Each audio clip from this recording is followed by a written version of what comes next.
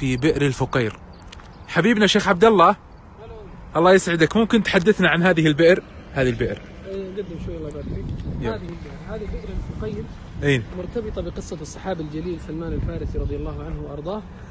وزار هذه المنطقة رسول الله صلى الله عليه وسلم عندما وصل سلمان المدينة، وكان قد استرق لدى بعض اليهود كما تعلم، ثم كان يعلم من خبر النبي صلى الله عليه وسلم علامات أنه يأخذ الصدقة، يقبل الهدية عفوا ولا يأخذ الصدقة، وبين كتفيه علامة خاتم الرسل الكرام صلى الله عليه وسلم. فبعد أن أسلم على يدي رسول الله صلى الله عليه وسلم، وعليكم السلام ورحمة الله، جاء النبي صلى الله عليه وسلم هنا يفاوض صاحب المزرعة لأن يعتق سلمان الفارسي. قال أعطيك سلمان بمقابل غرس 300 نخلة و40 أقية ذهب. فكان هذه المنطقة نعرف من خلال البئر منطقة النخل، لكن لا يوجد نخلة إلى اليوم مرتبطة بذاك التاريخ. نعم. وإنما هذه المنطقة نفسها نعم.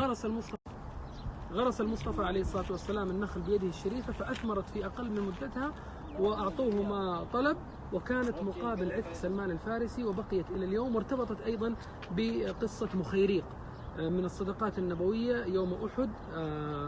مخيريق أخبر اليهود أن النبي صلى الله عليه وسلم على حق وأنه لا بد من نصرته، فخرج فقال إن أموالي لرسول الله. تعرف الآن بالصدقات النبوية، من ضمنها الفقير. هذه البئر لاحظ الله.